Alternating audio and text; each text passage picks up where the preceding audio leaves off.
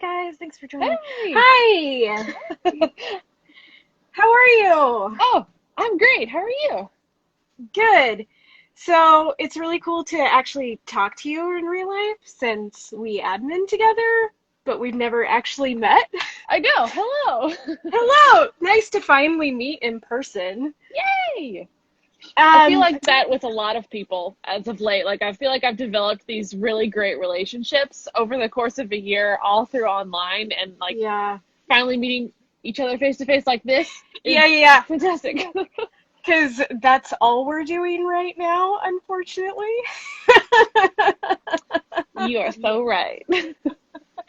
I have to say, I've been personally a fan of yours since your first like Amidala build way back in the day. Oh my gosh. And That was way back in the day. yeah, but you made that and I was just like, oh. Thank you. That's really sweet. That I'm still kind of amazed at that build myself. That was a lot. Yeah. I mean, that was probably my first big build, if that makes any sense. Yeah. Well, you took like what, like 9 months or something on it? Oh yeah. Yeah. It was a child. It was a literal child. Yeah. I mean, when you put that amount of detail in it, I mean, you can't do that in 2 weeks. No. And like the headpiece itself, that I'm looking at it right now, that's why I'm looking off in the camera. And it that's the second like reiteration. It took me a full like one, and then I realized I didn't like the way I made it, and then I kind of scrapped it and did another one. I mean, we've all done that. We've all built things and been like, To this day, I can be like, yes, I have something I hate. I'm not like everything. Yeah, it's just part of being a cosplayer. So for everyone that's joining, it's SheProp's 3-year anniversary. So we started deciding we were going to start interviewing people via live, and I'm kind of starting with my admins because you guys make the world go round. We try. So I figure I'm going to ask you some of our cosplay questions that are on our challenge. And then I figure I'm going to like start asking you Star Wars questions because it's apparent that we both like Star Wars. Yes, please. All right, so do we want to just get into it? Go for it. Cool. So what inspired you to cosplay for the first time? For the first time, it was more of like a severe I was like underdressed when I went to my first convention. Because I came in like a Star Wars skirt that I made out of bed sheets, and I was like, and that's all I had on, and I went and I was like, okay, this is cool, but everybody's in like full costume and I'm severely underdressed. And so that was kind of the fuel for me to keep like to push a little further besides just your your skirt made out of bed sheets. Because you went to a con and you realized, oh, I like this. Yeah. Oh, definitely. And like, there was already, when I first started going to conventions, I was already a professional seamstress. So I knew how to make the things, but I just was like, I don't know where I'm going to wear them because I'm in like Kentucky, and where am I going to wear these? And then Comic-Con started popping up, and I was like, this could be my end, finally. And it was. And you never looked back. Nope. So what was your first cosplay then? My first, I like to break it down into two. Okay. My first like con cosplay was Mortal Kombat 3 Katana. Okay. Which is just like a fancy bathing suit and some cool fans. But before that, I actually started making full costumes for midnight movie premieres for theaters when that was still a thing. And my first big full costume build outside of Halloween was Darth Maul, a full Darth Maul, like everything. It was a complete crossplay, I think. I didn't even like gender bend it a little bit. I was just like full Darth Maul, and I remember just having a blast because I was the only one that showed up in costume. Yeah. It was for the midnight re-release of Phantom Menace in 3D. Oh, nice. That's what it was for. So Nice. I like to think that was like my first cosplay because it wasn't Halloween, and it wasn't at a con because it was before I started going to them, but that was probably it. But yeah. Totally. Awesome. So what advice would you give to your younger cosplay self? My younger cosplay self. Oh God. I think I think it would be to like slow down. I at the beginning was like cosplay and I just started cranking Same, stuff. same. And yeah, and well, we learned from that. Like we learned what we Yeah, liked and what we didn't like. But I think I made a lot of things for just like either the hype of it or like for a group that I didn't really want to yeah, do it.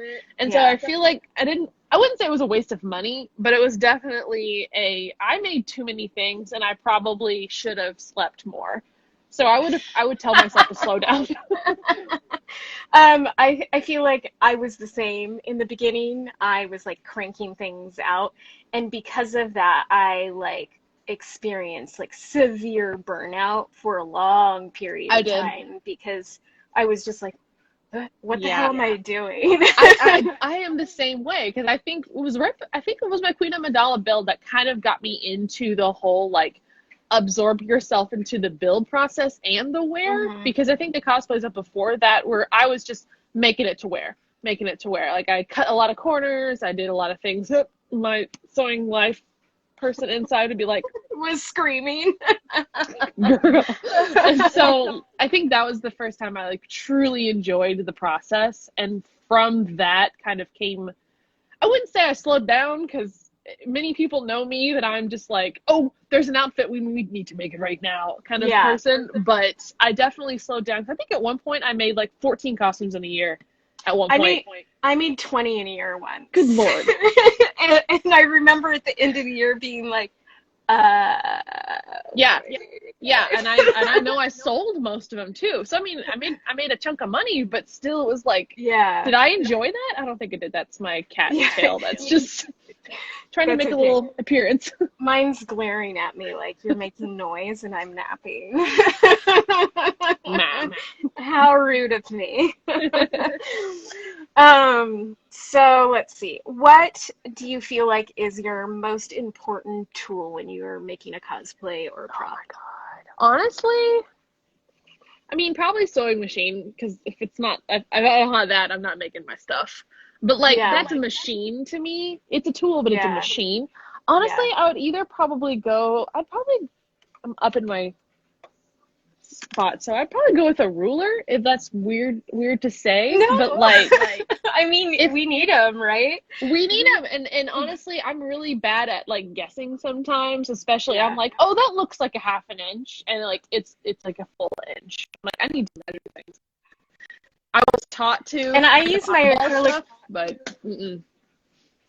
yeah, I use my acrylic ruler also like a lot of times as my fabric weight at the same time, like for It's bigger a good one. pieces. I'm like, plop, plop. Yeah, So yeah, it's usually a good thing to have around. I totally agree with you honestly, on that. yeah, it has to be my ruler. Honestly, yep. So who inspires you and your work?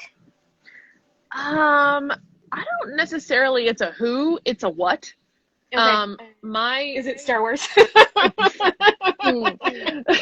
yes, like fandom inspires me a whole bunch because if it wasn't for the thing that I love, I wouldn't be recreating the thing that I love. I love sewing and I love costume making, but like what gets me to love those things is the art of my fandom that I love. So Hmm. I look at what inspires me is the actors portraying the person, the aesthetic of the costume, the colors, the costume design itself, like Yeah. that inspires me. And sometimes like the theme song. I remember when I was making my Wonder Woman, like I couldn't stop listening to that theme song. And that fueled me to make it more. It's so strange, but music is a huge part of costume making for me. I mean, I feel It like gets a me in the lot of mood. people, it's they have music on usually in Hmm. their shop, right? They're like bopping around to something. Like generally I like something dancier to like help me move. I know that sometimes I watch TV while I'm sewing and that makes me distracted. I'll be like in my machine and then be like like Yeah. so I have to put on something I've watched like a million times in Yes. order to like focus. I'm that way. I have a rule in my sewing loft is like if we're watching something, it has to be something I've already seen, But I'm a really big fan of podcasts. That's my thing that gets me through. I love me some true crime podcasts. So I'm up here learning how people are getting murdered, learning about serial killers, and I'm just like, like it's no problem. So you're murderino as well. Oh, yes. And so I love telling that to people because everyone like deep down they're like, me too. I feel like over like the last couple of years, I've learned that pretty much all of my girlfriends listen to murder podcasts. Yeah, I'm absolutely. like, oh, we're all the same. While my boyfriend's like, you're plotting to kill me, aren't you? And I'm like, we no, just know how to store away your body. We know how to get rid of it. It's self-preservation. I mean, kind of, yes. Yeah, totally. Yeah. All right. So, what has cosplay taught you about yourself? It's taught me, it's taught me that I can't really time manage well. Same. But like in the positive light, it's taught me that I can, create something from nothing and to push it further, whether it's at a convention or online or anything like that. I went to school for fine art, so I'm very used to creating an art of some sort. But I was a 2D artist. Yeah. I was a painter. And then when I moved into 3-dimensional and making clothes, like it's taught me basically that I can really kind of do anything, if that's weird. And no, that's great. So do you still paint? I do, yes, but not as much as I want to. But I'm making myself do this between big projects. I'm making myself do like a palette cleanser project just to like cleanse my mind away from garment making. And my project next is to do an oil painting that I've been waiting to do for like months, but haven't had the time because I need to get this thing done and this thing done. So yeah, I'm hoping to get back more into it. I miss it, but I was also very burnt out on it when you go to school for it. So I'm sure because it's all you're doing the whole time. All I was doing like solidly oil paint for 10 hours a day, 5 days a week. All right. What is your favorite material to work with? Oh, I would say I've gotten to like spandex more. I used to hate it. Oh, I used to hate it. Oh man, it would not stay where it needs to. But it's because of that I've learned to love it because I have the right feet, I have the right needle, I have like these little wonder clips instead of pins that make things better and being able to do certain stitches, and I have a serger. So there's like things that I've gathered through the years that's made working with spandex a whole lot better for me. Honestly, I love it now because I feel like I can do a lot more with it, and my builds are becoming more spandexy because I do a lot of it's Marvel. A versatile. I do a lot of Yeah, it's a versatile fabric for sure. It's funny because my sewing career started mostly with spandex because I was a professional ballerina, so I made my own leotards and stuff. Yeah. So it's like it was the thing I always gravitated to at first, and now I'm like, I don't want to look at it anymore. I understand that. That's completely. If that was me too, I would have done that. And because I think the first outfit I made was actually spandex, and I'm thinking about it. A katana outfit was all spandex and spandex. Well, I mean, bikini, right? Yeah, pretty much. I will say though, I have a very soft spot for upholstery fabric. I know that's like an umbrella term for like a certain type of fabric, but upholstery fabric has saved my butt in a lot of projects. So I have a lot of things with that. Oh yeah. My Anastasia gown is completely made out of couch fabric. Yep. Okay, I can see that now. Like, I can understand, but I wouldn't have ever thought that by just looking at that costume at all. Most people don't, but there's a very easy, quick way to get upholstery fabric to do what you want. It's called the washing machine. And it softens it right up, and it's like a whole different fabric. I love it. You test it before you do it, but it does work. Yeah, because I'm sure everybody is like, this is too stiff. But yeah, every time in a pinch when I'm looking for like that particular texture, it's always upholstery fabric. It's always upholstery fabric, yep. Yeah. I don't know what it is. It does the job. So favorite material you'd like to learn more? Leather has been my new the past year experience, because my latest katana build was out of leather. The bodice was completely out of leather, and it was I didn't very realize. yeah. It's a light sheepskin leather, so it pretty much is like fabric. It's really easy to put through the machine. Yeah. But my Ahsoka that I'm worked on right now is the first time I've ever used veg tan leather, which is the thick boy, you know, the ones that belt's made out of. So I'm learning leather tooling, leather crafting. So that's the material that I'm kind of just like learning and dipping my toe in. I like stained my first belt and I was like, oh, cool. This is amazing. That's definitely awesome. that would be leather would be my choice. Yeah. Yeah, it's I think an intimidating It really is because material. of the price Yeah. and just the idea of using real leather. Like it's kind of a mind. Yeah, It's a different mindset.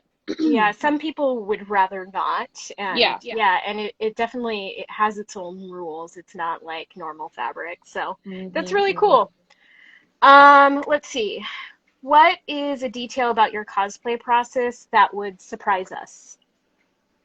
A detail that would surprise everybody. I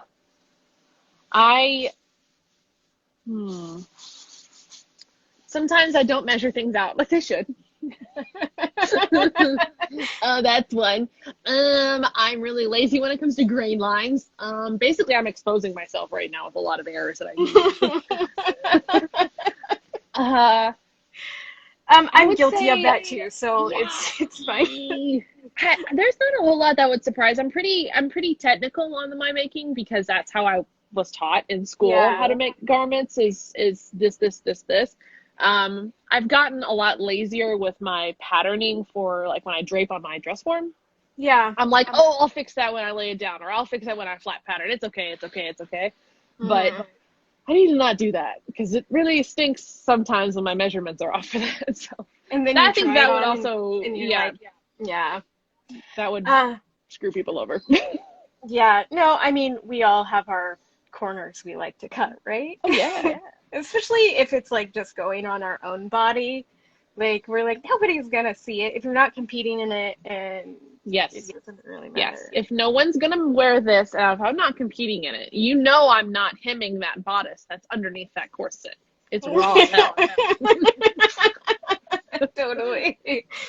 Okay, so this is a question not on the SheProp challenge, but I'd love to ask you, during the pandemic, how have you found your motivation? Because a lot of people, like myself, I'm not really creating cosplay. I've kind of turned to smaller crafts here and there, and creating is hard. And I know a lot of people have that problem, but you seem to keep creating. Maybe it's at a slowed down pace for you, but like you keep putting out beautiful pieces of art. So how do you find that motivation right now? YouTube.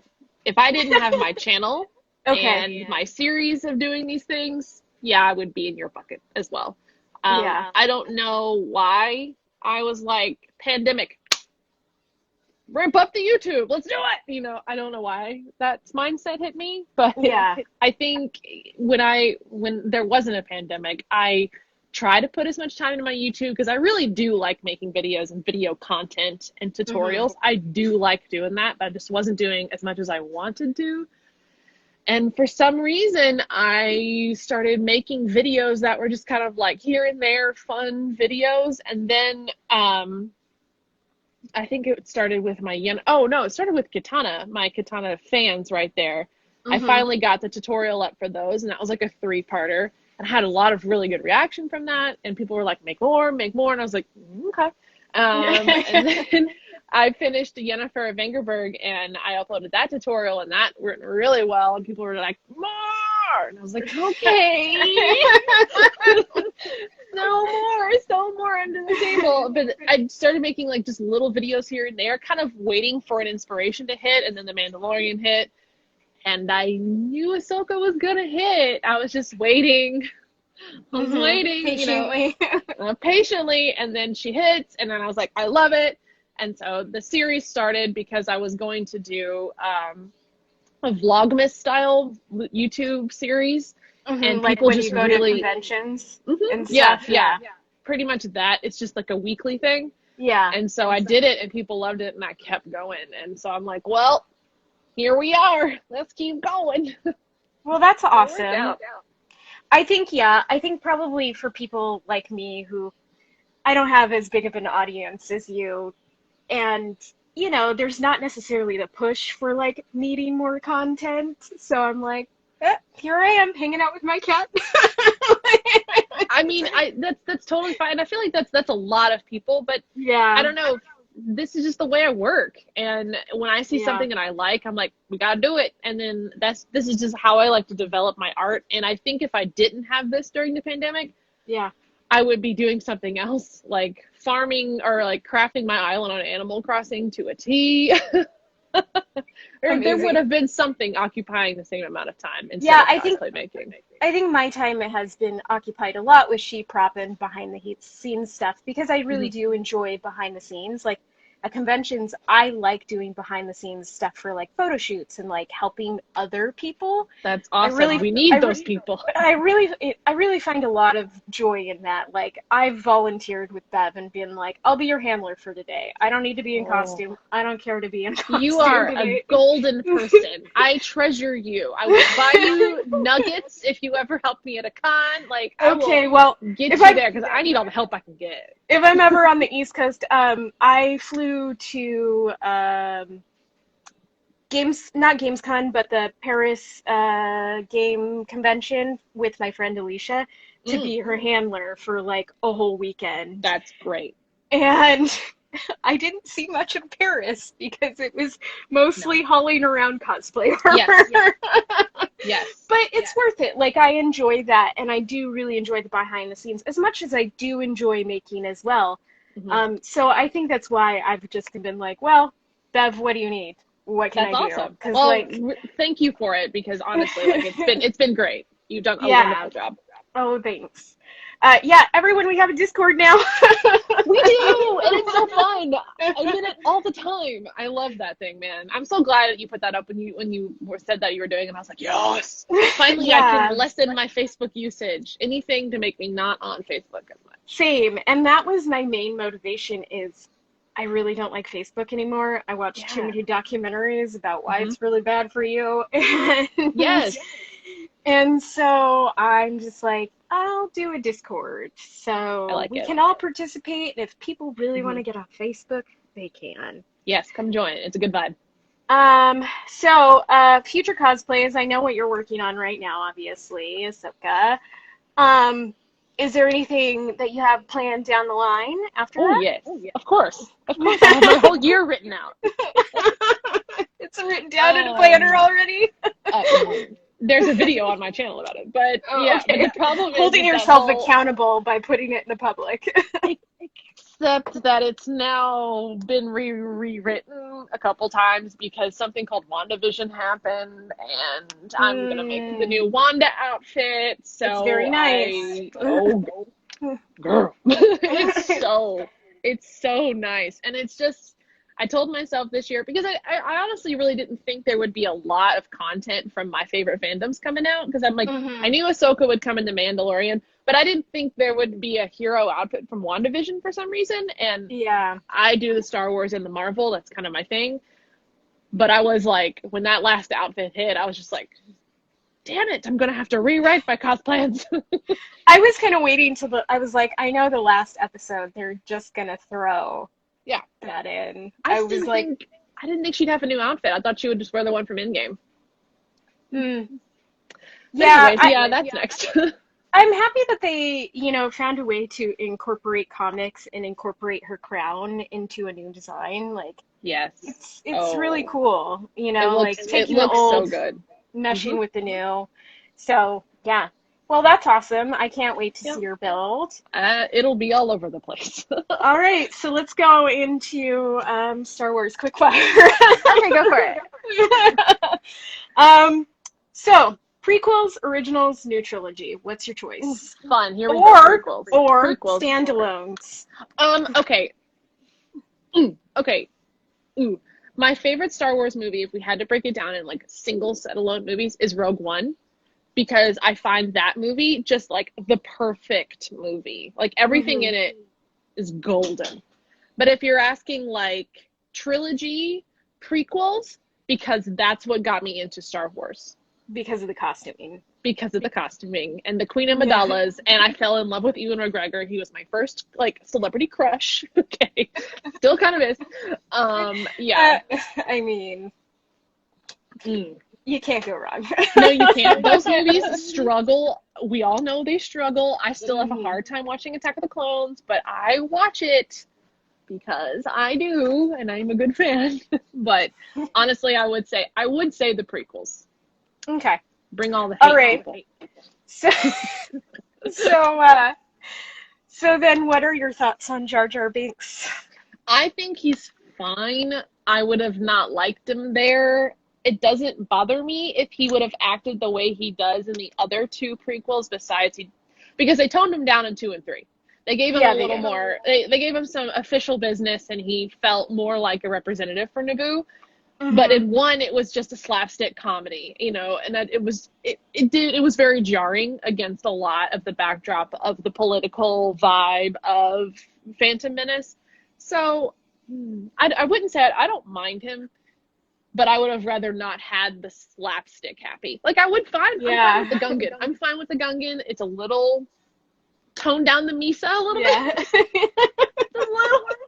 It's a little much, but I'm fine with the Gungans. I just wish they would have had him less try to be the humor stick. Okay. That's a fair answer. Yeah. Let's see. I like that person who said that. I'm going to let people know that if they want to ask you a question, now's the time, because we're getting towards the end. Yes. Let's see. So, favorite character in the Star Wars universe? Okay. In all of the universes. I can't put a one character. It's impossible. Because that's fine.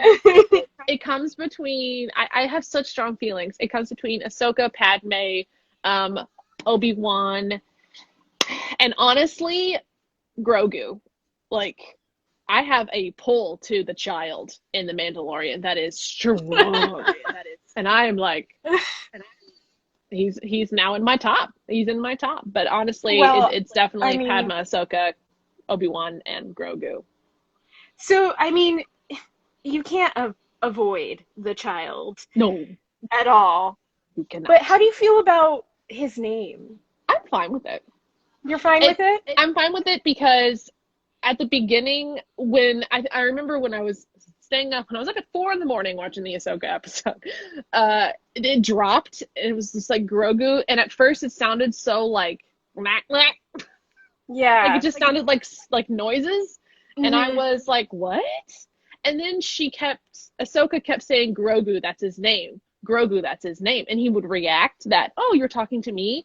And so to me, I was like, okay, that's his name now. He's not Baby Yoda anymore. He can be the child, but I'm fine with Grogu. I actually like it. It's growing on me. Grogu is growing on me. It hasn't quite grown on me yet. I hope it does. It still just doesn't roll off my tongue. I have trouble with it. It doesn't roll off the tongue. It sounds like gula. Yeah. Yeah. So I was like, I think my initial reaction was like, what? Yeah. And absolutely, that was mine. But I'm sure I'll get used to it in the long run. So if your choice is between a Jawa or an Ewok, what's your choice? Oh no, we've got. We're probably gonna go Ewok. They throw better parties.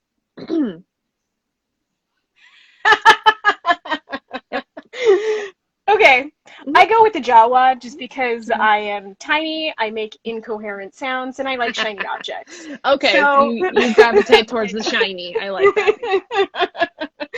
So I equate myself to a Jawa. So, all right. So we had one question in the chat. So, what other vlog type videos will come next for costumes for you?